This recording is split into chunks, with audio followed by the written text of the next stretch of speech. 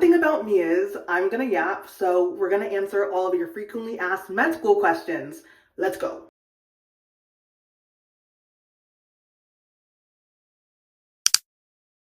Last night, my dresses that I ordered for my white coat ceremony and med school prom were delivered, so I'm going to film some get ready with me's or just like some try on hauls today. And I was like, well, I asked some questions on Instagram the other day just about like ask me anything because I was on a road trip. We had traveled across the country, moving from Florida to somewhere in the PNW because I'm going to med school here and my boyfriend's going to law school up here. So I've gotten a lot of frequently asked questions and repeat questions, so I was like, why not do a get ready with me videos? That's what we're gonna do today. Kill two birds with one stone. Do my makeup for the white coat try-on haul and also answer some of y'all's questions. I got quite a few MCAT questions. I'm gonna save answering those for like another video because I want to do a dedicated like MCAT frequently asked question video. So we're just doing more like related to medical school or just things about me. And if you have any more questions I didn't address in this video, please comment because I love interacting with y'all. It was really fun doing this Instagram story thing. I definitely want to do more because I love getting to know y'all and understanding like what your questions are. I haven't been feeling like wearing a full face of foundation ever since it's been getting hot, so I'm gonna be doing, if I can open this, we're gonna be doing like a concealer and like a translucent powder base. This is the Juvia's Place concealer. It's the shade 7. I love her. So the first question is, what are you most excited about this upcoming year? My main thing is making friends, like friends in med school, because for the past 3 years I was living in Orlando and I was working in a bunch of jobs. And the first job I worked at as a medical scribe, toxic work environment. So I didn't really make any friends there. And besides like the few other scribes I kind of like trauma bonded with, but afterwards I did not want to talk to them. And then in my next role as a psychometrist, for a while I was like the youngest person in the office by quite a bit. And I feel like I was just in a different part of my life than my coworkers. So I didn't really make that many friends. I did make one friend, but then she literally went to med school. So, and other things besides that. So we like stopped talking. So long story short, in my 3 years of my gap, I did not make any like adult friends. So my number one thing I'm excited for is making friends in med school. If y'all don't know, so I have family in healthcare and my mom still talks to her friends from nursing school. Like one of her friends like from nursing school, like she literally just went to Jamaica to visit her. And like my dad is still close with a lot of his friends from med school. So I really want like something like that, like to have like lifelong friends from this really important time period, like literally 4 years of my life. Even actually last night I met with someone from my class. We went bowling. We had like a double date. Her boyfriend is applying to med school and my boyfriend is pre-law, and our boyfriends hit it off. Like literally she was texting me being like, oh, my boyfriend's already planning to have your man come over. Like I'm just like, oh gosh, this is like such a good first start. And me and her are essentially planning to go to San Diego before school starts. So I'm just super excited already that I'm making friends that are like in my age range. Like, and my boyfriend's making friends because I love Anthony, but he's an introvert. So I'm happy that he found someone that he's automatically like clicked with. It was very cute. Also traveling, like my school has a structure that you get to, basically after every exam we have some breaks. So, or after every final we have breaks, and everyone just says that they use their loans to go travel. And my friend, I'm just gonna say her name, Betty, because we are on social media, we're on social media, so it's not like a secret. But Betty also loves traveling and she's traveled a lot more than I have. And so I'm just ready to like get our passport, get it stamped, and just like be outside, okay? I'm talking Milan, I'm talking France, I'm talking Japan especially. Okay, the next question is, do you recommend making content prior to getting your acceptance? The answer is always yes. I haven't been in the content world for that long. I would say maybe a year and a half. But my biggest regret is just not starting sooner. I think everything happens for a reason, so I don't beat myself up about it very often. But I just started posting on TikTok. I think it was like November of 2023, when I was starting to study for the MCAT. And I wasn't coming off as an expert. I was just saying, hey, I'm studying for the MCAT. Here's what I'm learning. Oh, my card score just increased. Oh, my score just dropped. Here's what I'm doing. Da da da da. And then I just started growing slowly but surely because I was just posting my journey.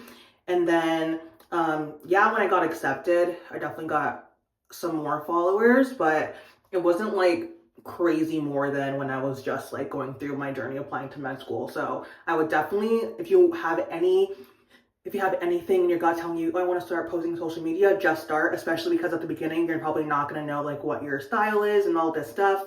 So it's just good to figure it out. Even me now, every week I'm like, I want to rebrand, but I don't know how to do it because it's like really hard being a creative. So long story short, never too early to start with content. The sooner, the better. This is the Dermablend translucent setting powder. It's just so good for like blurring my skin and like reducing my oiliness, because as you guys saw, I definitely have combination skin. I can look like a greasy French fry. So I literally like, I'm not stingy with this stuff, and a little bit does go a long way, but I just put on my skin so that it helps control my oil. But even then, the other day, Anthony's little sister, she's like 10. You would think it was sunny outside. We were outside, whatever, because we were in Florida. And she was like, oh, like, are you okay? It looks like you've been like sweaty. It looks like you're a little bit sweaty. And I was like, oh no, I just, yeah, I'm just a little bit greasy. So anyways, yeah, that's why you saw me putting it in this area a lot, because that's my trouble area. I'm gonna do more. I'm just a sweaty girl, unfortunately. If there's two things I would change about myself, like if there was like a genie who came down, one of my wishes is just to be like one of those girls that just doesn't sweat that much. And then my other wish would be to just be multilingual. Like my superpower just be to learn all the languages that like possibly exist. And so I can just like speak them fluently. Like I just want to be a polyglot so bad. Next question is, how did I prepare for interviews? Mock interviews. I had a total of 3 mock interviews, one with my dad and then another with another doctor.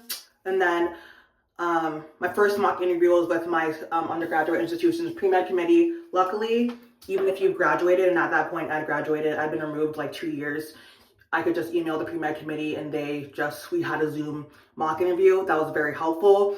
I will say, do mock interviews with more than one person, because in general, you're going to hear the same thing. But there was one time where I got advice that I was like, I actually don't like this. And other people were like, yeah, I wouldn't say that. So anyways, doing multiple mock interviews, taking copious notes on those.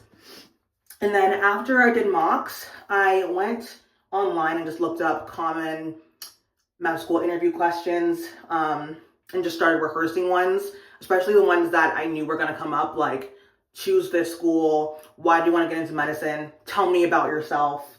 I would just practice those like in my car, on the commute home, record them, and then listen back to them later and kind of tweak my speech patterns, make sure my timing was okay, because like for most of the time you don't want to be talking for more than like 2 minutes, all the things that I heard from my mock interview feedback. The next question is, how early did I apply?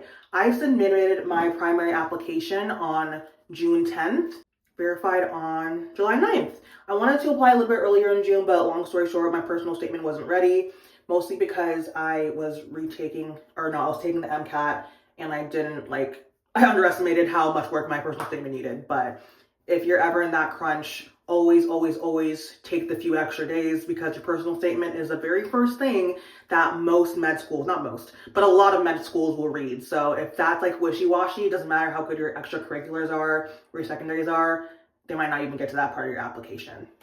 The next question I was asked is, what do you look forward to being on the West Coast? It's the nature and also the changing of the leaves. Living in Florida, Florida's a beautiful state, especially when you're looking at like central and southern Florida, because it's so tropical. It doesn't even feel like you're in the United States. But the nature on this side of the country, like the mountains and like the trees and like the deer, all of these things are just like something else. And I do miss in Florida, you just have the same leaves all year round. But when you're on this side of the country, the changing of the leaves, like when it transitions to fall, is like the most beautiful, magical thing ever. And I'm looking forward to that. Like fall on the West Coast, fall on the West Coast goes hard, okay? I got asked a few times if I'm nervous for med school. For some reason, I'm not. But this is subject to change. I foresee myself after like the first week of lectures being like, what did I get myself into?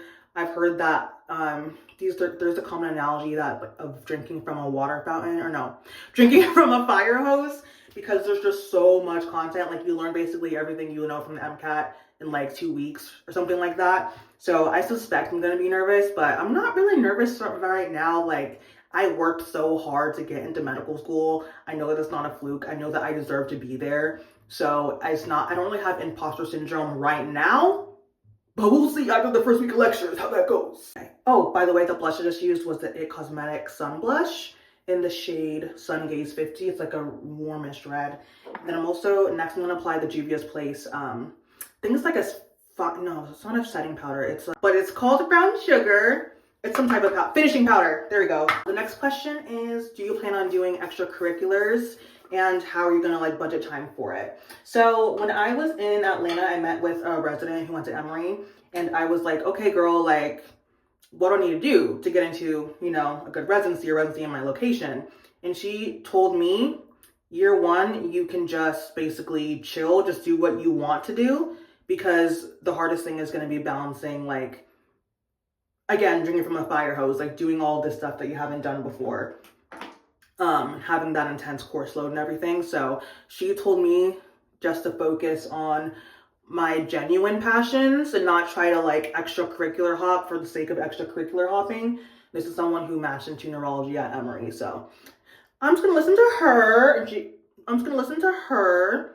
So, long story short, the only extracurriculars I have a feeling I'm going to do based on my own chagrin, not based on like what I think is good for med students to do my first year, is do research, because I haven't done research since junior year of college, but I love doing research. And also I heard that it's a pretty good way for med students to make money, because at a lot of schools, especially my school, because it's like a research school, the people that are primary investigators oftentimes are professors at the med school. So they're going to understand that my priority is studying. And I've heard that in that scenario, they're good about, you know, students setting boundaries, being like, hey, I have a final coming up, I have to like back down on my hours and stuff like that, which is what I want, especially because I'm a people pleaser. So the main extracurricular I'm going to pursue is probably research, because I love research and it'd be a good way to make some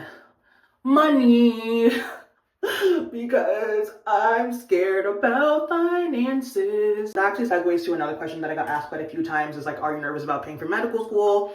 Especially because of the bill that just got passed. The big, beautiful bill. My number one concern about med school, honestly, is paying for it, because I've been very financially privileged. In undergrad, I had a significant amount of academic scholarships and stuff, and also my parents had a 529 savings account for me, so I graduated undergrad debt-free. This will be the very first time in my life I've ever taken out loans. I'm kind of unfamiliar with that. I keep dodging setting up an appointment with financial aid because I'm scared, even though I just know I should do it. I'm just a procrastinator because of ADHD. I don't know. Oh, other things too, whatever. But luckily, fortunately for me, is that we are grandfathered in to the previous loans.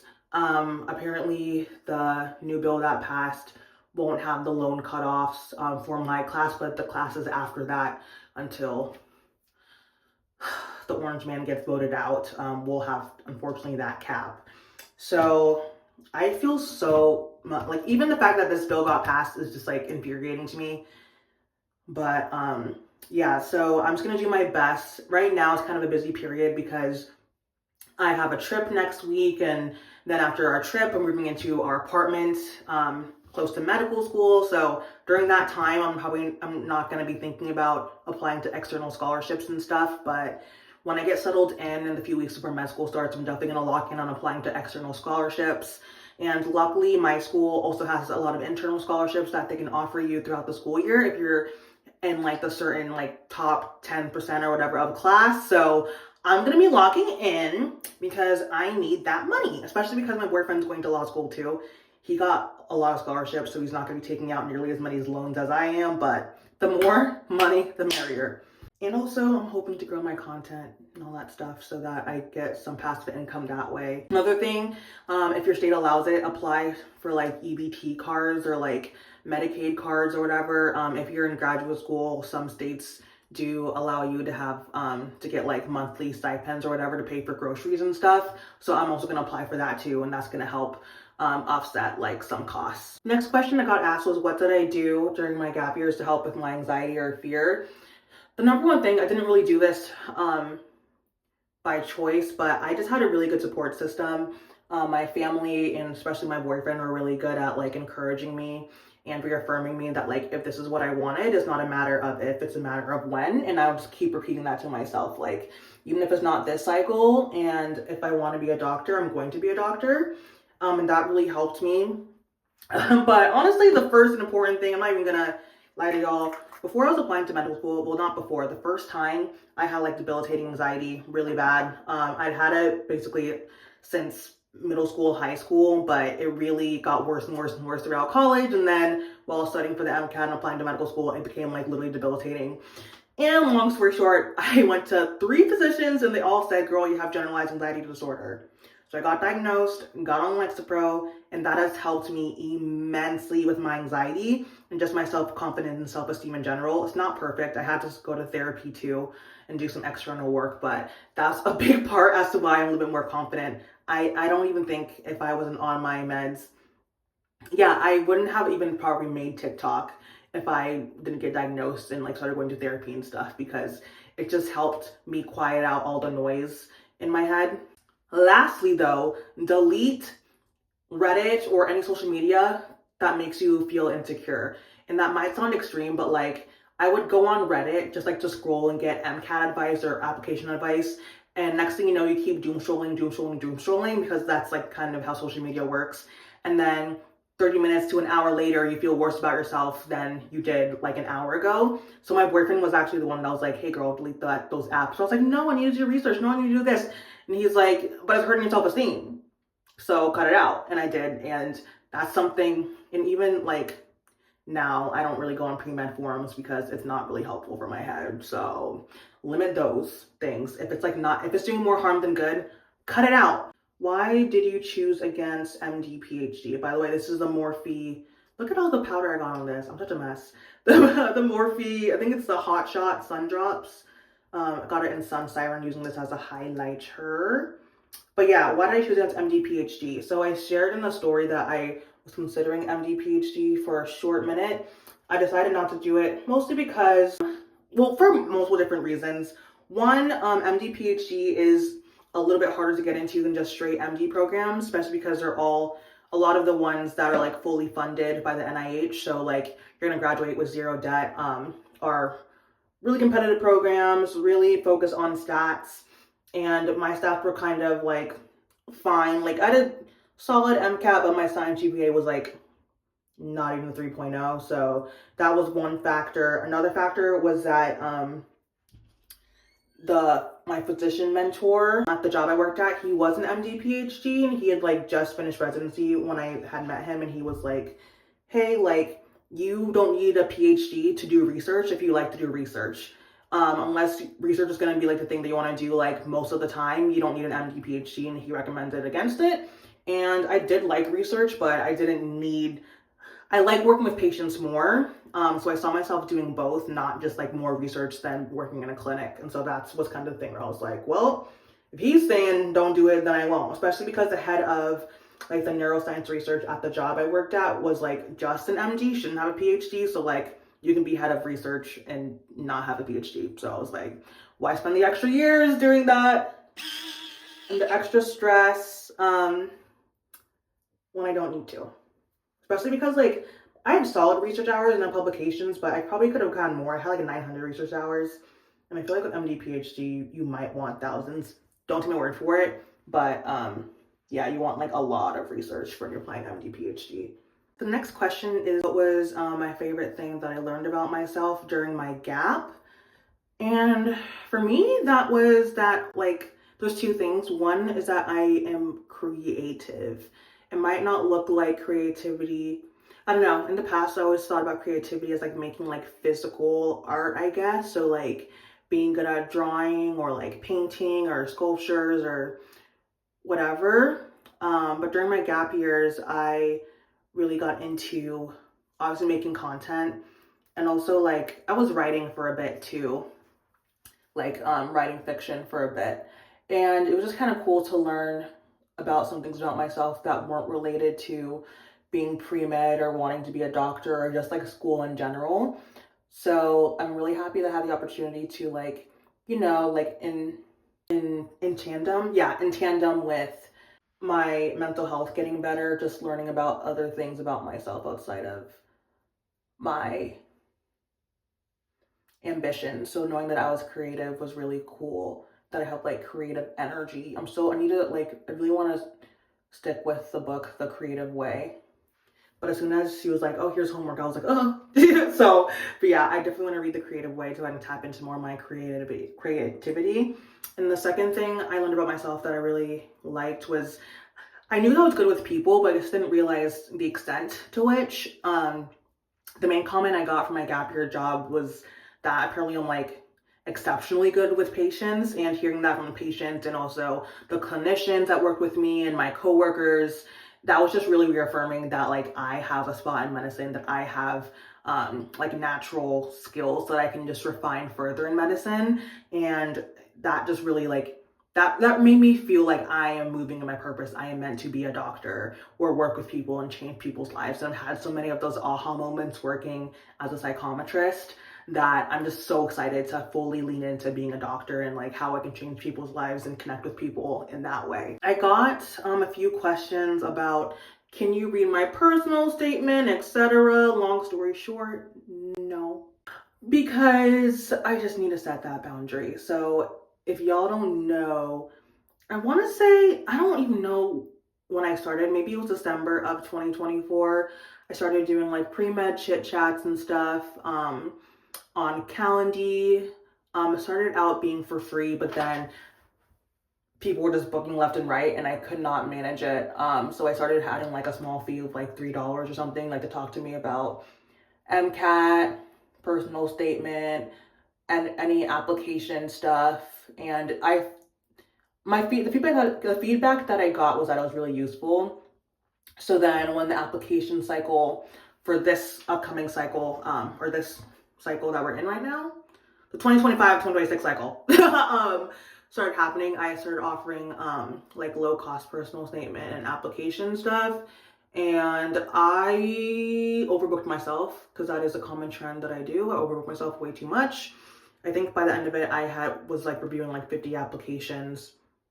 And I just like, my creativity tanked. I did not want to post on TikTok. I didn't want to post anywhere. I was just a little bit like, I don't want to say depressed, but I think I kind of was a little bit depressed. I didn't want to do any of my hobbies because I was just doing too much and I was just spread way too thin. So at the end of April or something, I sent an email to all my pre-med mentees being like, hey, I've had a great time working with y'all, but I'm not going to do any more like mentoring stuff for the foreseeable future. Long story short, yeah, I'm not doing any personal statement reviews or application reviews until I don't know when. I'm not going to put a date out there because that's what I always do. I always say, oh yeah, I'll be available here. And then that time comes and I'm like, wait, I'm not ready yet. Because, med school is starting and I don't want to commit myself to that. But always my TikTok and my Instagram are always, the best free resources that you have for like in general.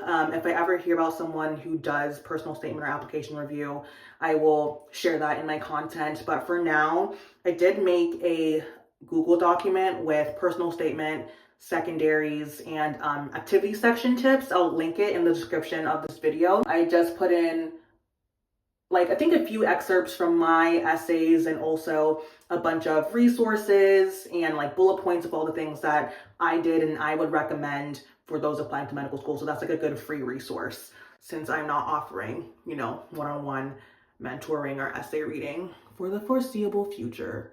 So when I was at Ulta a few weeks ago, I ran out of my old Buxom mascara. Look at this mess, whatever. And I asked someone at Ulta, being like, hey, like, what's like a good mascara that's like lengthening, volumizing, that makes me look like I'm wearing falsies, but I'm not. And they recommended me, I think is it Benefit Cosmetics? Yeah, Benefit Bad Gal Bang. I love this stuff. I've only worn it a few times, but like no clumps. The wand is so easy to use. I had someone ask me like, oh, are you wearing lashes or like extensions? I'm like, nope, it's for mascara. I love her. And I get to put on like, that's like what, 1.5 coats. Last question is, how do you combat imposter syndrome as an incoming M1? I kind of said this before, but surround yourself with a good support system, and also don't be afraid to cut off people that have like monitoring spirit or like in general preying on your downfall or like silent hater vibes. At the beginning of my TikTok journey, I had a longtime friend who like for a while I just got like energy that I don't know, just like evil eye type energy, and like other people in my friend groups had said the same thing. And I don't know, like if you ever are around someone and like you're kind of anxious when you're around them, or your stomach is kind of in knots when you're around them, but you can't put a finger on it, probably there's some bad energy there. Not to be all frou-frou la-la, but as soon as I cut that person off, like that feeling in my gut, I haven't gotten towards anyone else that I've been around. It was just that one person. Whenever I was around her, I just felt like I couldn't be myself, because she was very like verbally critical, but do the whole like, haha, I'm just joking. I'm like, haha, that's just like, I'm just like rude, but like I'm just telling the truth, that type of thing. But it just turned out to be very like very just like condescending and deprecating, not only towards me but towards my relationship. And so as soon as I cut that person off, I literally started like flourishing, like on social media, just like interpersonally, at my job, all this stuff. So surround yourself with people that like not necessarily are only gonna tell you things that you want to hear, but like aren't just like haters. Like if you have that friend that's like, oh, I'm just like, that's always just like rude, but I'm like, oh, I'm just like honest, I'm just true. That's a wrap. Like we're not in middle school anymore.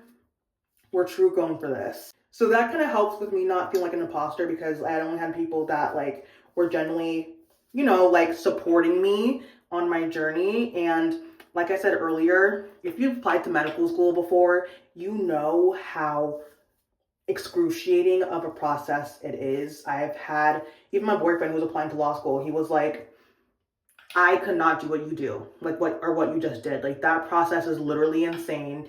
And it is. So the fact that I did the whole thing of spending thousands of dollars, sitting for multiple interviews, writing hundreds of essays, and I got accepted into multiple medical schools. Yeah, no duh, it's not a fluke. Like I am meant to be there. I worked my butt off, not just this year, but for the past 4 years of my life, to build myself up to this point. So you're damn right I deserve to be in medical school, and that's what you should tell yourself. If you got into medical school, don't listen to any intrusive thoughts in your head, or like any haters out there online, whatever. They don't know your story, and they don't know like why you are meant to be in medicine. So just like follow your intuition. If you know you want to be a doctor, then that's the end of the story. Point blank, period. Anything else that you hear or you think is just noise, is just distractions, or just limiting beliefs. They're not the truth. But thank you so much for staying tuned for this chit chat. Get ready with me. If you have any questions about getting to medical school or beyond, or any questions about me, feel free to comment them below, or any other video suggestions, since this channel is like in her baby stages. I definitely want to know what direction to take it. I'm kind of experimenting right now. But anyways, thank you so much for staying tuned and watching this video. If you haven't already, please like and subscribe, and I will see you next time.